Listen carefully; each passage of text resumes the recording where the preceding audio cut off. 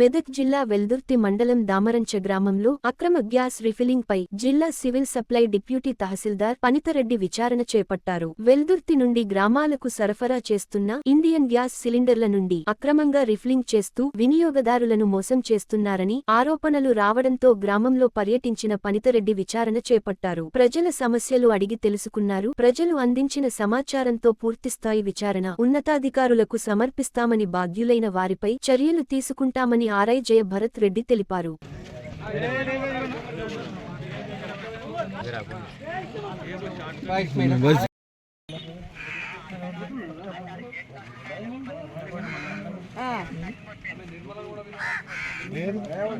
ఎందుకు కొట్టిండు? నువ్వు అడగలేవా నన్ను ఎందుకు కొడుతున్నావు అని చెప్పి?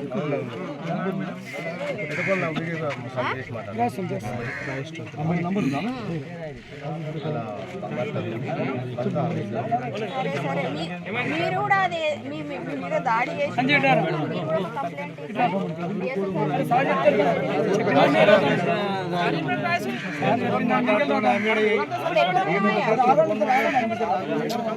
ఇప్పుడు ఎక్కడున్నారు? వస్తుంది. ఇప్పుడు నువ్వు అక్కడ ఆఫీస్ దగ్గరికి రా, డిఎస్ఓ ఆఫీస్ దగ్గరికి రా, సరేనా? కలెక్టర్ ఆఫీస్కి రా, అక్కడికి వచ్చి నాకు కాల్ చేయి, సరేనా?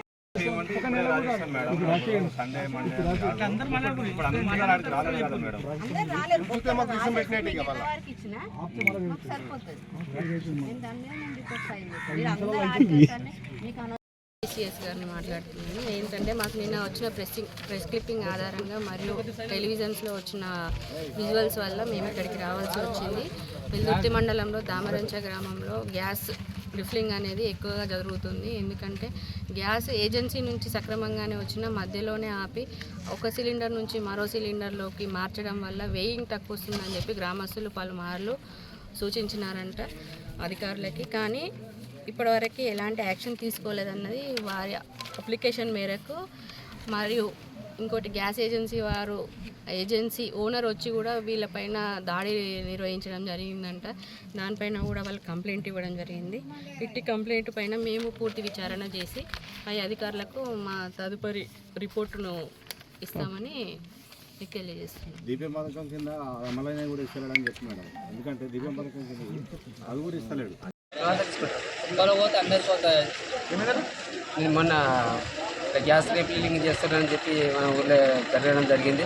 మేము అక్కడ పట్టుకొని ఇక్కడ గ్రామ పంచాయతీ దగ్గర మాట్లాడిన తర్వాత ఇలా మేడం వాళ్ళు వచ్చేసి పై ఆఫీసర్లు వచ్చారు. మళ్ళీ వీళ్ళందరూ ముంగట మా గ్రామ పంచాయతీ ముంగట అందరూ కలిసి మాట్లాడి మేము ఒక వినతి పత్రం లెక్క మేము ఒక రిపోర్ట్ రాసిచ్చినాం.